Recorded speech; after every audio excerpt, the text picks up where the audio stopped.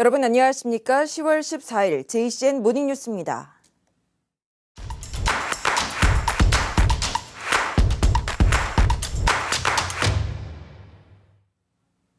울산에서 열린 103회 전국체전이 10월 7일부터 13일까지 7일간 성황리에 막을 내린 가운데 울산은 종합 9위를 차지해 기대 이상의 성적을 거뒀습니다. 특히 대회 마지막 날 울산시민축구단이 천안시 축구단을 승부차기 끝에 이겨 금메달을 목에 걸었고 양궁에서는 울산스포츠과학고 서보은이 대회 4관왕을, 역도 서정미도 대회 3관왕을 차지해 우수한 기량을 발휘했습니다. 코로나19 이후 3년 만에 역대 최대 규모로 열린 이번 전국체전이 성황리에 마무리되면서 전국 체육인들의 화합의 장이 됐습니다. 일주일간 울산 곳곳은 감동과 환희로 가득 찼습니다. 전국체전은 막을 내렸지만 선수들은 한 단계의 도약을 준비하고 있습니다. 남경민 기자의 보도입니다. 전국 체육인들의 축제의 장으로 펼쳐진 제103회 전국체전.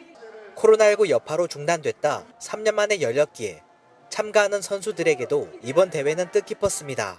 전국체전이 이번에 3년 만에 열렸는데 오랜만에 시합을 뛰게 돼서 뭔가 감회가 새롭기도 하고 또 오랜만에 이관왕을 해서 기분이 좋았어요. 대회 참가 선수들 모두 한 경기 한 경기 최선을 다했습니다. 때문에 메달 색깔과 순위에 관계없이 이번 대회에 후회는 없다고 말합니다. 1학년 때 봉황대기 한번 우승을 하고 3년 동안 성적이 많이 없어서 아쉬운데 마지막 대회를 우승을 할 수 있어서 너무 기쁩니다. 저희도 최선을 다해서 결승전 준비했고 게임도 열심히 했는데 그래도 결승에서 아쉬운 결과가 나와서 좀 아쉽긴 한데 그래도 그 전 게임 잘해가지고 기분 좋습니다. 또 선수들은 울산 시민들을 비롯해 많은 사람들의 응원 속에 경기들이 펼쳐졌던 만큼 더 좋은 성적을 거둘 수 있었다고 입을 모았습니다. 이 정도까지는 잘 될 줄은 몰랐는데 성적이 너무 좋아서 기분이 좋아요. 다른 지역에 사람들 많이 오고 울산 사는 사람들이 이제 보러 많이 오시니까 더 좋은 분위기에 뛸 수 있었던 것 같습니다. 일단 공기 좋고요. 그리고 주변 환경들도 되게 좋은 것 같습니다. 앞으로도 남원고의 명성에 걸맞게 계속 우승을 하고 싶습니다. 이번 전국체전이 끝은 아닙니다. 더 높은 단계로 가기 위한 다음 도전이 기다리고 있기에 선수들은 다시 한번 주먹을 불끈집니다. 목표는 이제 전국체전 2관왕이었는데 이루게 돼서 다행이고 이제 기세를 이어가지고 내년에 아시안게임에 출전할 수 있도록 그리고 가서 다시 한번 좋은 기록 낼 수 있도록 열심히 하는 게 제 목표입니다. 은색깔 말고 금색깔만 바라보고 여기까지 왔는데 우승하니까 기분 진짜 정말 좋습니다. 저는 이제 복역 마지막 무대를 여기서 끝내지만은 이제 제 후배들이랑 이제 제 밑에 후배들은 앞으로 1년, 2년 더 남았기 때문에 이 왕조를 계속 이어나갔으면 좋겠습니다. 일주일간 울산 전역을 물들인 선수들의 땀과 눈물. 코로나19 사태 이후 3년 만에 열린 전국체전에서 새 이정표를 남겼습니다. 전국체전 공동취재단 남경민입니다. 103회 전국체전은 코로나19의 상흔을 딛고 3년 만에 개최된 데다 울산에서 열린 것은 17년 만이어서 그 의미 또한 남달랐는데요. 시민과 함께한 성공적인 체전이라는 평가도 있지만 아쉬움을 남긴 순간도 있었습니다. 박영찬 기자입니다. 이번 전국체전의 숨은 영웅은 단연 울산 시민들이었습니다. 울산 각 지역에서 시민 4,600여 명이 자원봉사자로 나선 가운데 27,000명 선수들의 경기 진행을 돕는 데 물심양면의 지원을 아끼지 않았습니다. 경기 진행에서 의료를 비롯한 관객들의 관람 지원까지 전국체전 기간 울산 전역에서 대회 성공을 이끄는 데 중추적인 역할을 도맡았습니다. 옛날에는 공업도시였지만 지금은 문화도시거든요. 관광도 해주시고 그래서 너무 감사드리고요. 좋은 인상을 가지고 가셨으면 좋겠습니다. 전국체전과 함께 열린 울산문화축전도 대회 성공에 숨은 공신 역할을 톡톡히 해냈습니다. 태화강 국가정원에서 열린 처용문화제에선 울산의 명물 처용물을 비롯해 울산 각 지역의 전통 문화를 알린 한편 나들이 축제에선 전국 17개 광역시도에서 모인 예술가들의 문화 공연으로 방문객들에게 잊지 못할 추억을 선사했습니다. 대회 성공을 위한 노력이 분주했던 반면 아쉬움을 남긴 순간도 있었습니다. 9일 울산 종합경기장에선 충남 서천군청 소속 최민기 선수가 경기 도중 부상을 입어 응급처치가 필요한 상황이었음에도 들것으로 이송할 앰뷸런스가 없어 20분이 넘도록 경기장 바닥에 누워 있어야만 했기 때문입니다. 대한체육회는 대회 운영상의 문제를 인지하고 차기체전에선 선수 안전에 만전을 기할 계획입니다. 17년 만에 울산에서 열린 전국체전은 7일간의 여정을 마치고 2023년 목포에서 그 뜨거운 열정을 이어갑니다. 전국체전 공동취재단 박영찬입니다. 울산과 부산, 경남이 그동안 추진해온 특별연합은 포기하고 실질적인 기능만 살리는 초광역 경제동맹을 추진하기로 했습니다. 이에 따라 경제동맹은 3개 시도지사가 공동회장을 맡고 초광역 연합 추진단을 만들어서 부산에 사무국을 설치할 예정입니다. 사무국에는 각 지자체에서 3명씩 공무원을 파견해 공동사업을 발굴하고 권한 이양과 예산 확보 활동 등 부울경 연대와 상생 발전을 위한 역할을 하게 된다고 밝혔습니다. 특히 부산과 경남은 별도로 2026년까지 행정통합을 추진하기로 했지만 울산은 참여하지 않기로 했습니다. 네, 이 소식과 관련해서 이광현 앵커와 김잠출 기자가 뉴스포커스에서 자세한 얘기 나눠봤습니다.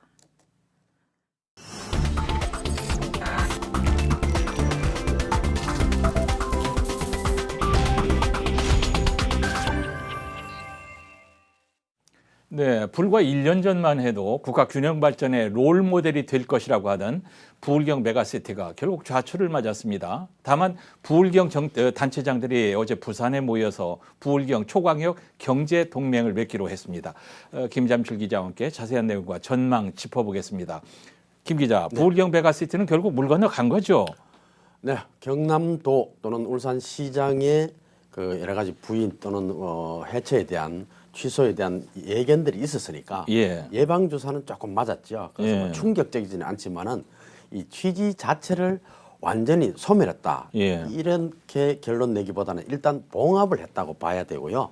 그리고 상생과 동반 성장은 계속 꽤 나가겠다.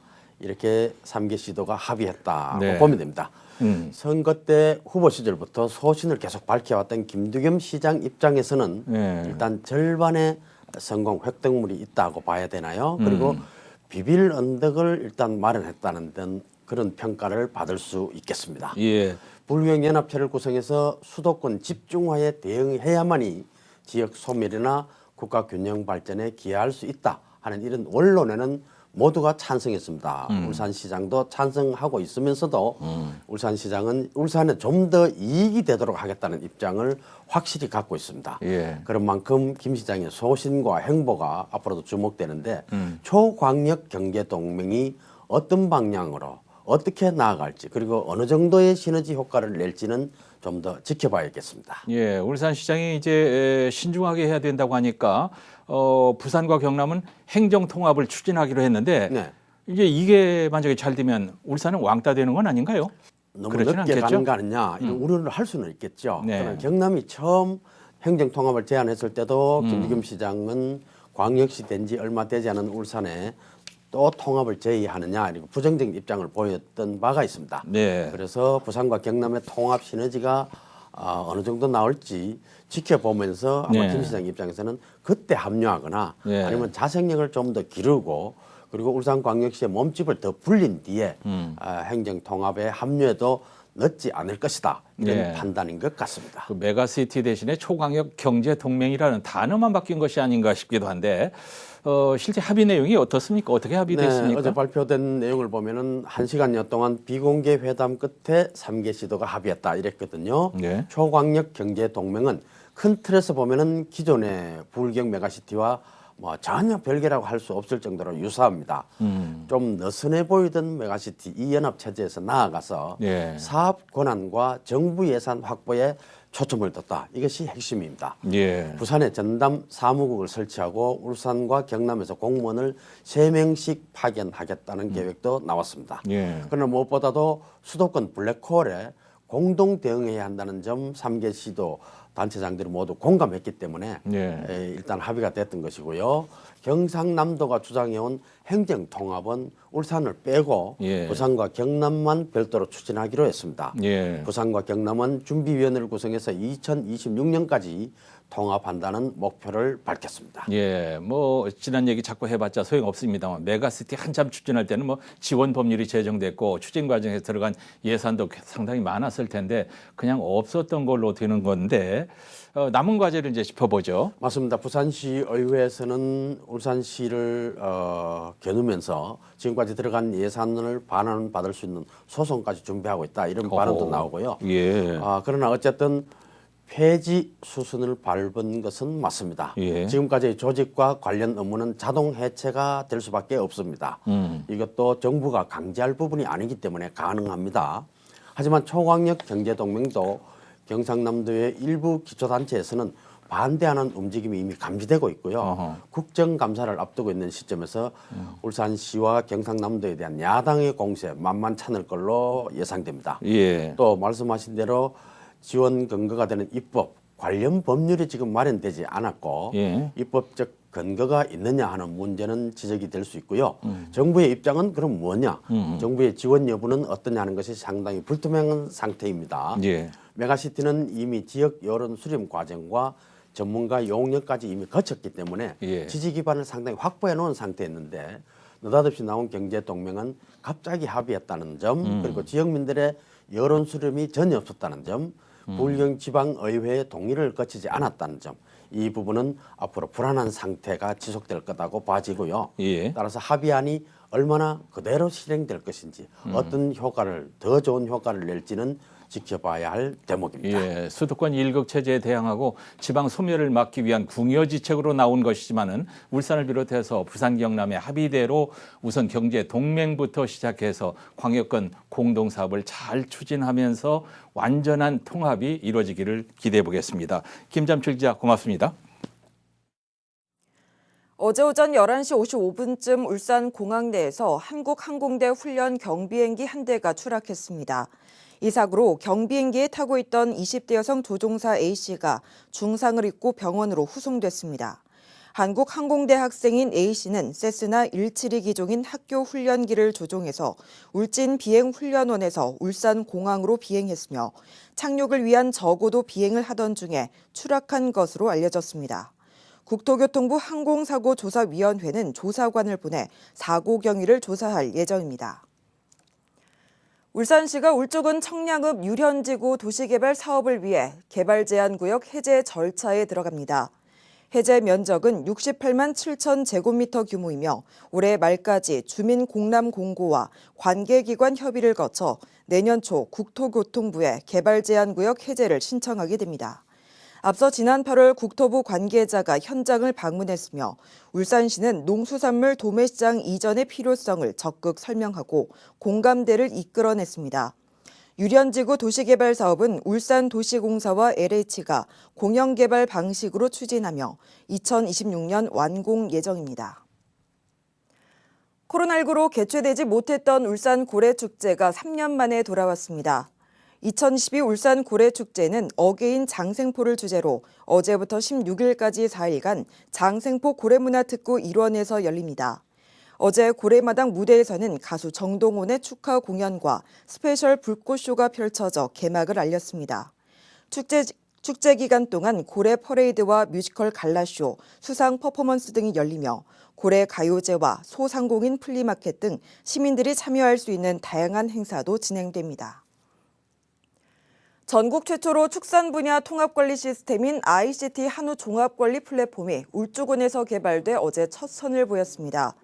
울주군은 플랫폼이 구축된 언양읍 태길이 정인철씨 농가에서 이순걸 군수와 박범수 농축산부 차관보 등 관계자들이 참석한 가운데 시연 행사를 갖고 전국으로 확산해 나가기로 했습니다.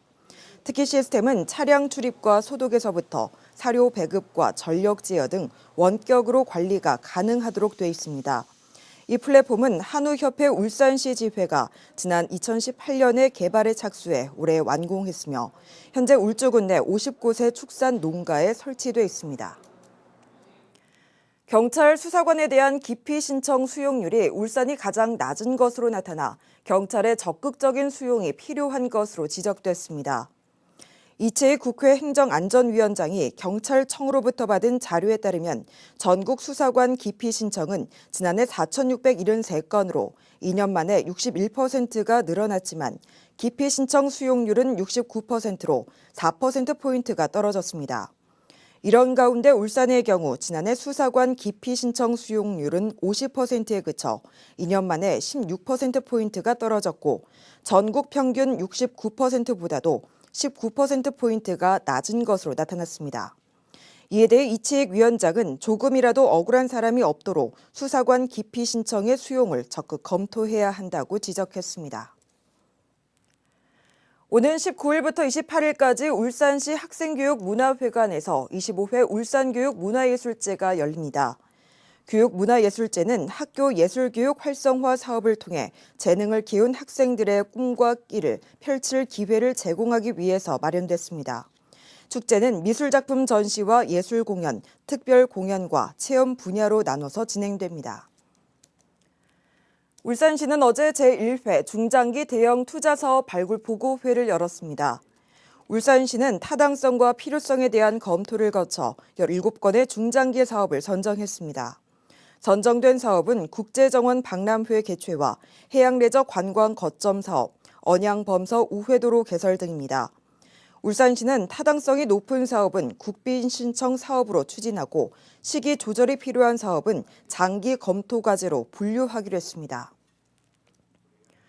남구청이 어제 자매도시인 청도와 거창, 보성군과 무농약 유기농 친환경 쌀을 관내 초중고학생 3만 4천 명에게 공급하는 협약을 체결했습니다. 이번 협약으로 남구의 학교 급식용 쌀은 지역 친환경 쌀 부족 부분에 대해 이들 자매도시 생산 농가와의 계약 재배를 통해서 내년 1월부터 공급받게 됩니다. JCN 모닝뉴스를 마칩니다. 함께해 주신 여러분 고맙습니다.